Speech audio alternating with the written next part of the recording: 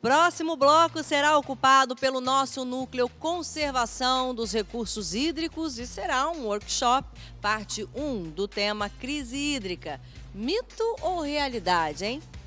Pois é, participantes: Ana Luísa Fávaro, bióloga, expert em microbiologia de lodos ativados e ecotoxicologia aquática. Atua na área de tratamento de efluentes e monitoramento e controle ambiental desde 2001. Sócia fundadora da Aqua Expert Engenharia Ambiental. Tem também o Eduardo Pacheco, ele que é engenheiro sanitarista da Escola de Engenharia Mauá, turma 1987. Trabalhou na área técnica de algumas empresas como Equipamentos Vilares, Degremont, Suez, Hidrogesp. Aqui também, viu, Wagner? Fica atento, você vai me ajudar em alguns nomes que são muitos. Essa é com você. Olha aí, atual Opersan, GE Water, Suez e Nalco, Grupo Ecolab. Hoje é o diretor técnico do Portal de Tratamento de Água e do Portal Saneamento Básico. E para acompanhar também temos João Carlos Rosa, engenheiro sanitarista formado pela Escola de Engenharia Mauá em 1987, sócio fundador da Aqua Expert, empresa que utiliza o conceito de biologia mais engenharia igual solução integrada no tratamento biológico de esgoto de grandes indústrias de papel, celulose, alimentos e bebidas. Atuou em concessões municipais de saneamento, realizando estudos técnicos de viabilidade, implantações e gerenciamento. Marcelo Bueno, graduado em Engenharia Mecânica pela Universidade Santa Cecília e pós-graduado em Gestão Ambiental na FEI, tem atuação no mercado desenvolvida nas áreas técnicas e comerciais de empresas multinacionais e desde 2012 atua como gerente regional da Toray para o mercado da América do Sul. Ele também é diretor para o Brasil da Aladir, Associação Latino-Americana de Dessalinização e Reuso. Caramba, hein, Wagner? Quanta gente bacana. Vai ser um workshop muito interessante. Vai ser. Eu não quero perder. Tenho certeza que quem está com a gente também não, né? Então, vamos ver? Vamos lá. Olá a todos. Para quem não me conhece, eu sou Ana Luísa, bióloga e curadora do Núcleo de Preservação dos Recursos Hídricos da BW. Eu já começo aqui agradecendo, né, pelo convite da BW. E a gente, quando recebeu esse convite, né, quando a BW me deu essa missão aí de cuidar desse núcleo de recursos hídricos, eu fiquei pensando, meu Deus, o que eu vou levar para o nosso público, né, o que eu vou apresentar de relevante e impactante. Então, eu resolvi chamar alguns amigos para compor comigo uma mesa redonda, onde a gente vai discutir um assunto de suma importância na atualidade, que são os problemas da crise hídrica. Será que é um mito ou será que é verdade?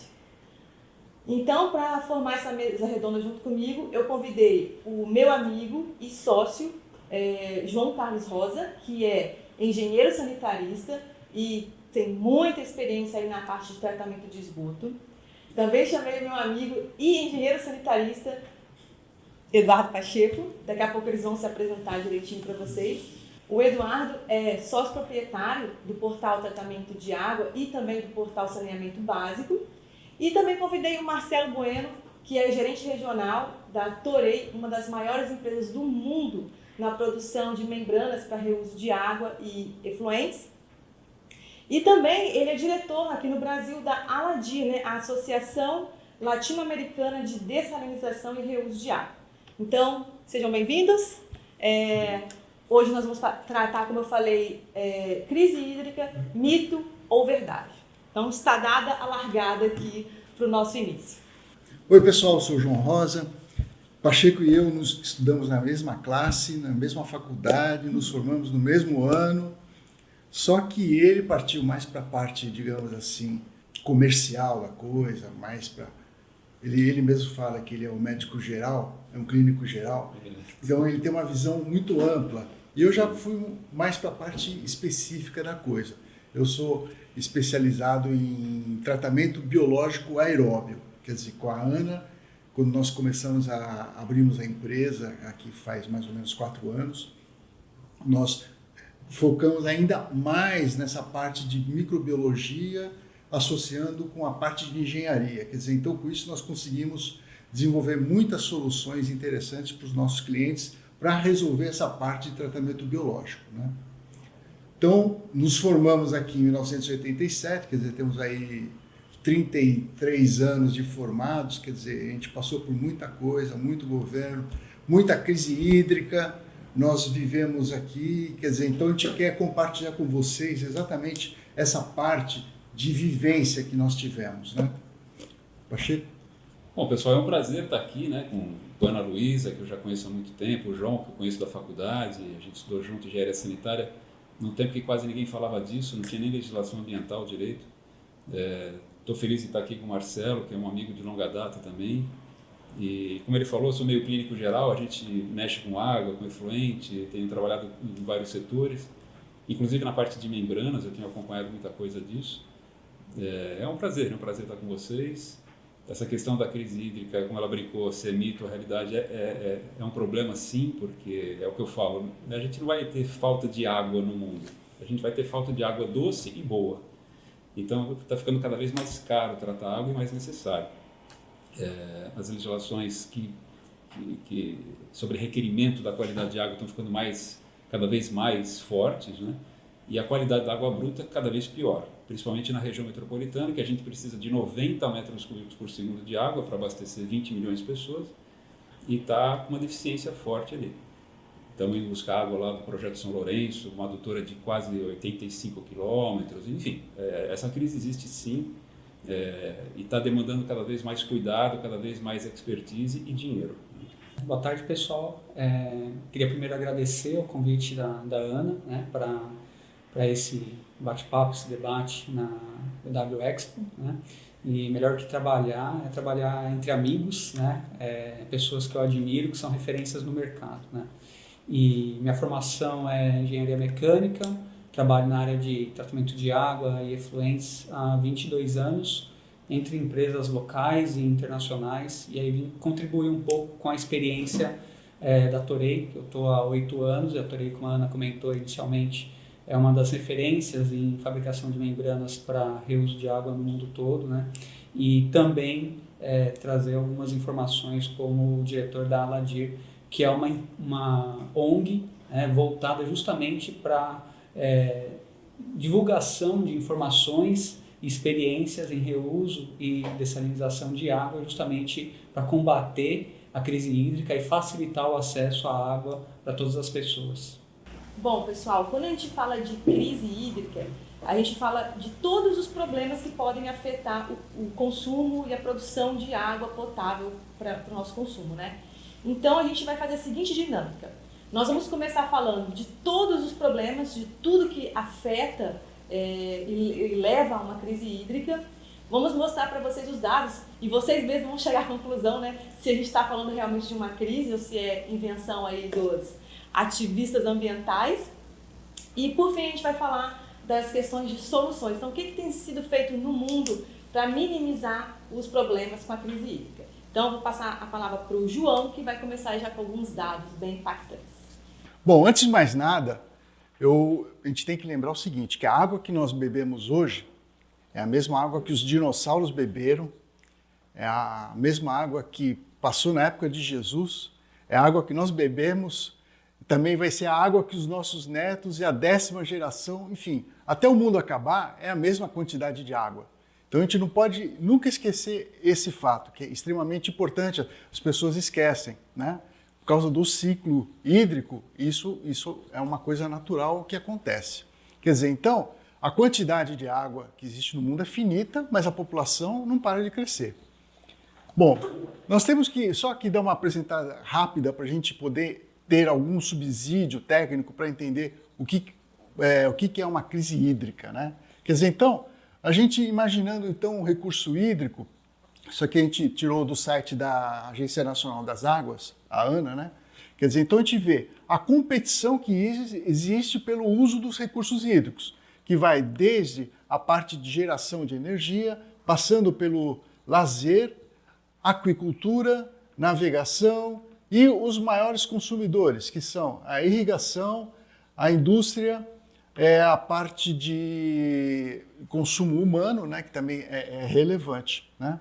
Quer dizer, então, existe uma competição muito grande pelo uso dos recursos hídricos. Bom, mostrando então dados brasileiros, tá? Porque o que a gente está falando é da crise hídrica possível no mundo, mas a gente quer dar um foco no Brasil e principalmente no estado de São Paulo, que é onde o pessoal não sente muito, não tem uma visibilidade dessa necessidade. Eles não, o paulista, de maneira geral, não sente que existe um problema de água, não existe um problema hídrico. Quer dizer, então, por causa disso, ele subestima essa questão. Bom, o nosso consumo hoje é da ordem de 1.100 metros cúbicos por segundo de água no Brasil. Desse consumo total, mais de 66% é utilizado na irrigação, que é o grande consumidor, 11,6% é consumido pelos animais diretamente. Depois, o terceiro consumidor maior é o abastecimento urbano, aliás, humano, que dá mais ou menos 12%. Depois vem a indústria com 9,5% e os demais consumidores chegam a menos de 1%. Agora, se a gente imaginar o seguinte, a população mundial, o crescimento populacional, em 2020 até 2100, a população mundial vai crescer 60% aproximadamente. Esses dados aqui são fornecidos pela ONU. Quer dizer, então, o consumo de água, se a gente for imaginar que ele seja diretamente proporcional, o que não é verdade, porque na realidade, como nós vamos mostrar aqui, por causa das mudanças de hábito, o consumo de água per capita também aumenta, quer dizer, então a gente pode acreditar, a gente pode ter como certeza que esse consumo até 2100 não vai crescer 60%, ele vai crescer muito mais do que 100%. Tá? E em termos de Brasil, entre 2020 e 2050, a gente vai ter um crescimento populacional da ordem de 11%, quer dizer, também é um crescimento significativo. Tá? Agora, quando a gente fala em crescimento populacional, a primeira coisa que nós vimos lá, quais são os grandes consumidores? A agricultura e, segundo lugar, os animais, né? Então vamos lá. Vamos ver alguns números aqui para a gente poder entender. Produção de arroz, a gente precisa entre 3.000 e 5.000 litros de água para produzir 1 quilo de arroz. No caso de soja, esse consumo é da ordem de 2.000 litros, de trigo 900 litros e na batata da ordem de 500 litros para cada quilo. Já são números assustadores, mas na hora que a gente parte para carne, a gente fica mais assustado ainda. Por exemplo, para frango, a gente gasta 3.700 litros para cada 1 quilo de frango. Carne suína, esse consumo é da ordem de 6.000. E para carne bovina, são assustadores 17.000 litros de água para cada 1 quilo de carne. Quer dizer, são números que é para a gente começar a ver que se mantivermos esses hábitos atuais alimentares, a quantidade de água existente no planeta não vai ser suficiente para a gente manter os hábitos que nós temos hoje. Okay? E a gente está falando, por enquanto, só de consumo de água, né? Porque se a gente for, por exemplo, levar em termos de rejeito, que o assunto é tão amplo, a gente não vai conseguir dar um ênfase, mas, por exemplo, nos Estados Unidos, dados atuais, a gente sabe que a carga orgânica, né, a poluição gerada só pelos animais é 50 vezes superior àquela causada pela população. Quer dizer, então, a gente consegue, com esses números iniciais, entender a gravidade dessa situação. Além do mais, o consumo de carne está aumentando no mundo, né? É um outro fenômeno que a gente está vendo. Sem querer puxar sardinha para se está certo ou está errado, isso é uma conclusão que a gente quer que você tenha, que você tire essa conclusão, a gente pode ver, então, que, por exemplo, na Rússia, na China e na Índia, o crescimento de carne, e mesmo na África do Sul, né, o crescimento de carne está aumentando substancialmente. Quer dizer, então, isso é um outro dado alarmante. Principalmente quando a gente fala em termos de Brasil, nós somos os grandes produtores de carne, né? E exportamos. O Brasil e o próprio Estados Unidos são os grandes produtores de carne e exportam. Quer dizer, então, o consumo de água só tende a aumentar. Bom, um outro fator que a gente aqui gostaria de dar ênfase é o consumo de energia elétrica, né? O consumo de energia de maneira geral. A gente pode ver aqui, nesse gráfico aqui, que de 1950 para agora, a explosão que houve no consumo de energia elétrica, né? Por causa de mudanças de hábito.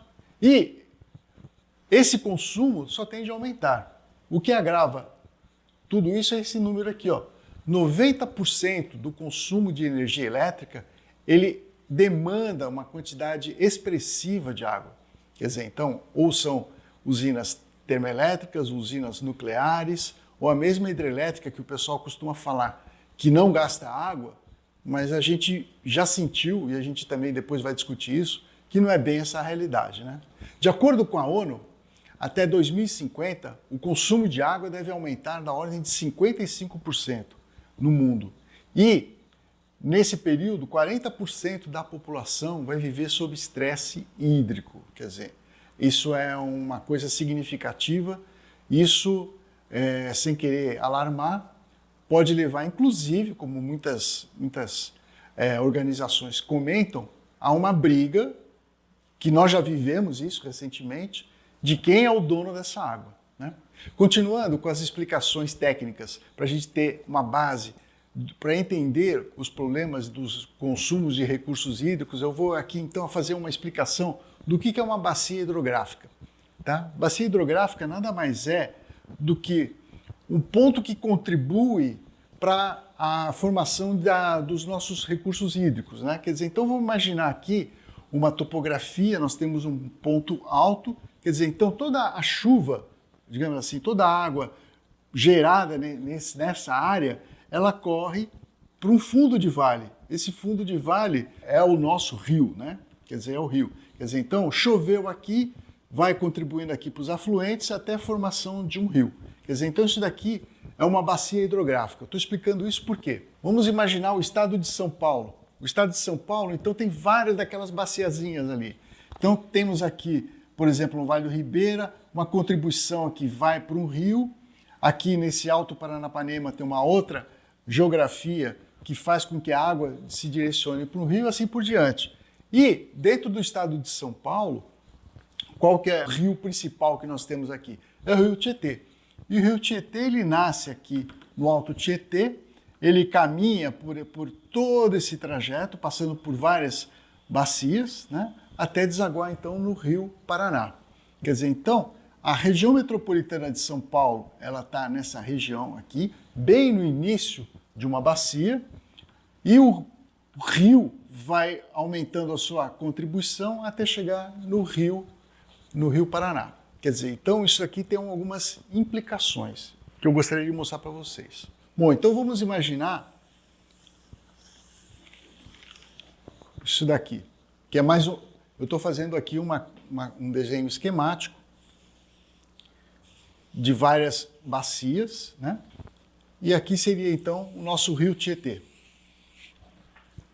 Então, lembrando que a cidade de São Paulo, ela está exatamente nessa área aqui, bem no comecinho do rio.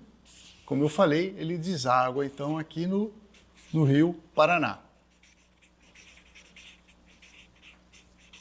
Bom, nós estamos exatamente num lugar onde tem pouca água, é bem na nascente do rio. Quer dizer, então, o que acontece? São Paulo não pode parar. Para você abastecer essa população, foi feito o quê? Começa a puxar água de uma outra bacia para começar a abastecer aqui. Daí, essa bacia aqui não foi suficiente, daí começou a puxar de uma outra bacia. E assim sucessivamente. Foi puxando de outras bacias para abastecer aqui. Quer dizer, então, o que acontece? Quem mora aqui não sente a falta d'água, por quê? Foi feita uma, digamos assim, uma subtração de uma outra bacia de abastecimento. Agora, o que acontece? A partir do momento que eu tiro a água dessas outras bacias, essa população aqui começa a ter menos água, né?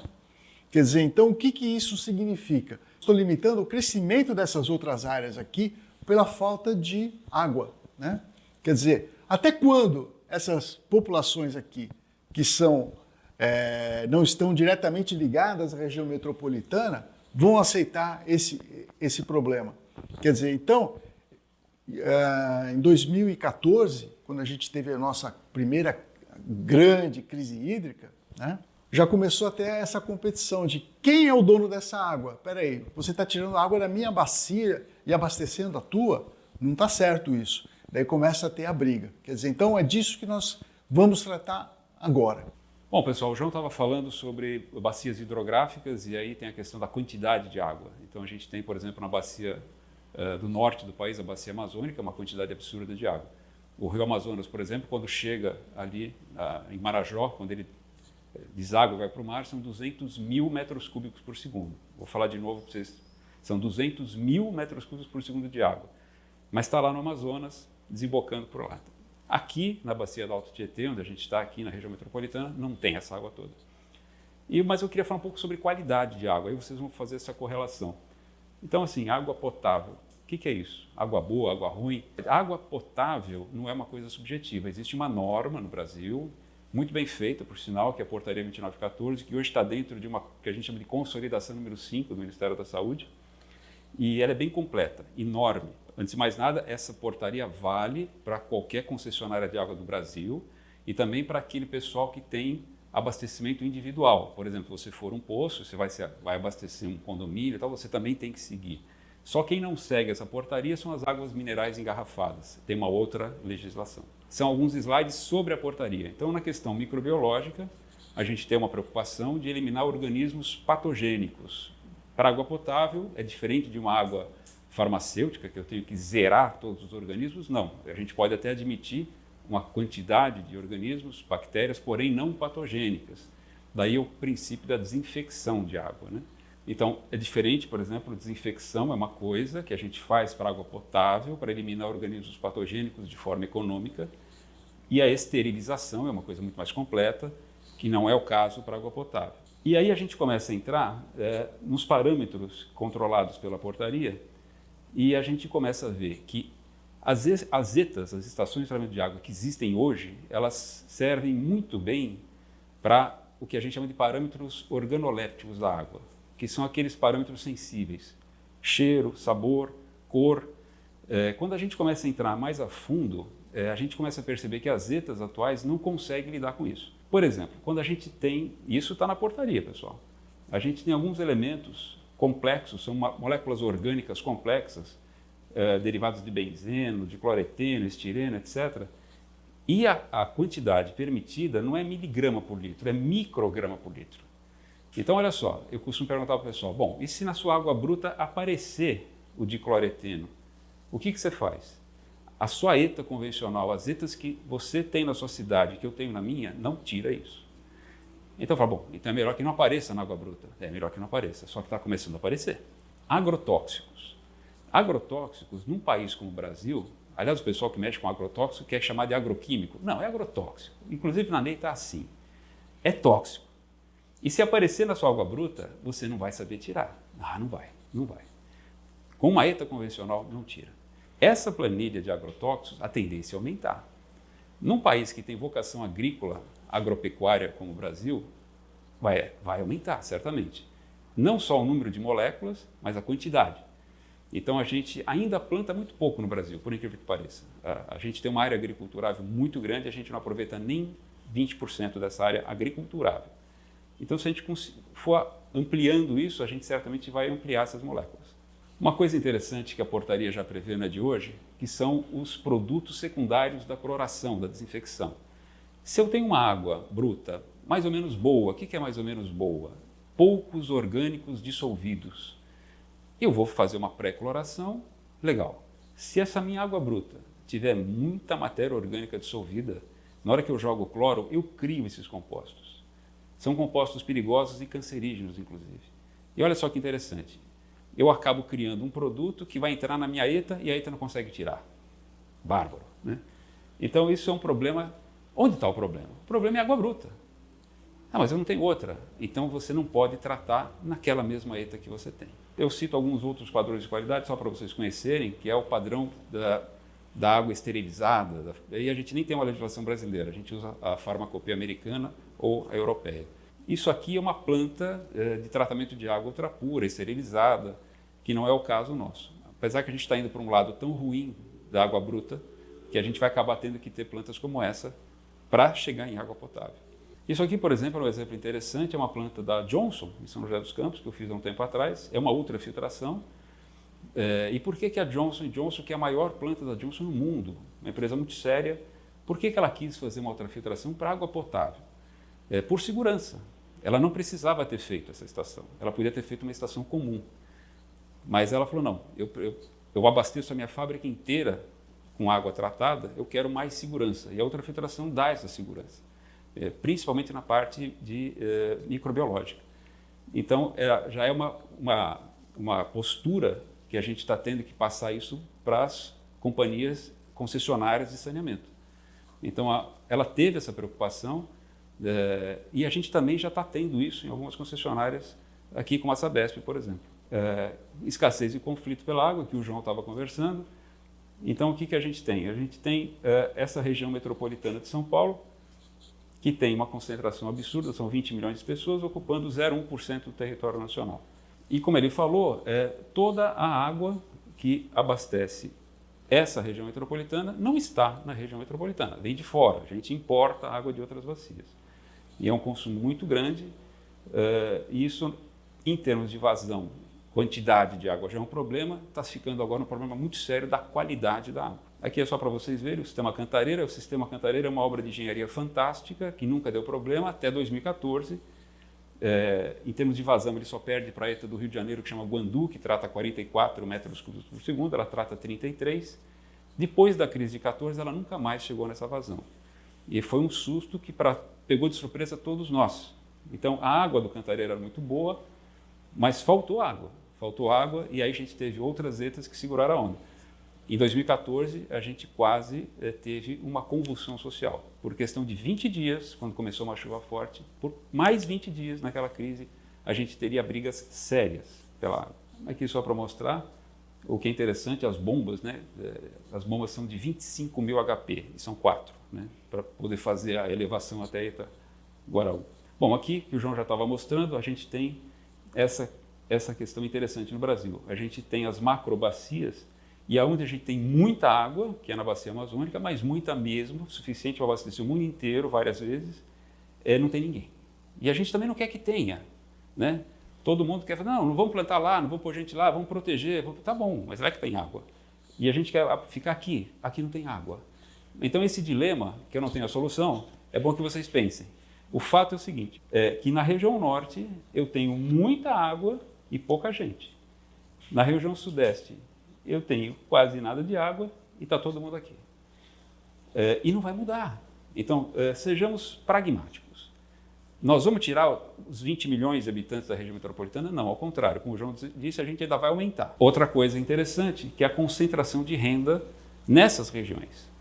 Então, isso faz com que as pessoas também não saiam. Então, mesmo que eu quisesse ocupar mais outras áreas do país, eu não tenho como que a pessoa tenha subsistência. Então, a região que concentra o maior PIB, a maior produção, é a região onde tem menos água também, coincidentemente. Bom, isso aqui o João já mostrou, que o grande consumo de água é irrigação. E olha só que interessante, a gente não só não usa muito da nossa área plantada, agriculturável, como a gente também não irriga. Então, se a gente plantar mais e irrigar mais, a gente definitivamente não vai ter essa água. Isso aqui é só aquela pizza da ANA, é um relatório que a ANA, Agência Nacional de Água, faz todo ano, muito bem feito, vocês conseguem baixar na internet, e ela vai acompanhando o consumo de água no Brasil e essa correlação de água industrial, água de irrigação. Irrigação ganha estourado, então, em termos de quantidade de água. Isso aqui é interessante, é uma notícia que saiu não faz muito tempo no jornal Valor Econômico, que mostra cana e laranja mantém São Paulo como o maior estado agrícola do país. Vamos ver, pessoal. São Paulo, isso está no jornal, não foi o que eu falei, é o maior estado agrícola do país. Mas, Pacheco, você falou que não tem água em São Paulo. Pois é. Então, assim, a gente tem uma crise que está se desenhando. Eu quero proteger a Amazônia, justo, mas é lá que está a água. Eu quero plantar em São Paulo. Eu quero fazer indústria em São Paulo. Eu quero morar em São Paulo. Está difícil. Esse aqui é o manancial de água bruta dos nossos sonhos. Qual é o sanitário? Pega uma... Vou tratar essa água, um filtrinho, um clorinho. Mas não é. Pessoal, essa aqui é o reservatório do Guarapiranga, que abastece uma das principais ETAs, a principal ETA que segura a onda na crise hídrica de São Paulo, que é a ETA do ABV. Sem falar nada, só olhando a foto, esse manancial é protegido ou ele está contaminado? Eu não vou falar nada, você só olha a foto. Existe mais de 1 milhão de pessoas na região metropolitana ocupando área de mananciais, que é a questão da Billings e da Guarapiranga. É filme de terror? Não, é realidade. Aí eu te pergunto, nós vamos tirar esse povo todo daqui? Não vamos. Então, sejamos pragmáticos. Se você mexe com tratamento de água e efluente, você tem que tratar essa água decentemente, não numa ETA convencional. Ela não dá conta, ponto. Aqui está a famosa ETA do ABV, que foi a heróica ETA do ABV, que na verdade aqui já não está em 12, já está em 15 metros cúbicos por segundo. Bom, isso aqui é só um detalhe que a gente está questionando coisas que estão aparecendo na água bruta, que são os tais disruptores endócrinos. São substâncias que vão alterar o equilíbrio hormonal do seu organismo. E altera mesmo. Isso está ficando cada vez mais grave e são substâncias, moléculas complexas que estão aparecendo na água bruta. Isso aqui é um exemplo que eu deixei aqui porque é a ETA do Baixo Cuti, uma outra ETA importante que a Sabesp tinha na matriz de abastecimento, que tratava 1 metro cúbico por segundo. Para vocês terem uma ideia, essa ETA era proibido visitar, porque a água bruta dela era esgoto. Você não conseguia ficar nem perto do cheiro que ela tinha. Não, que dava para tratar essa água, dava, mas a coisa se complicou.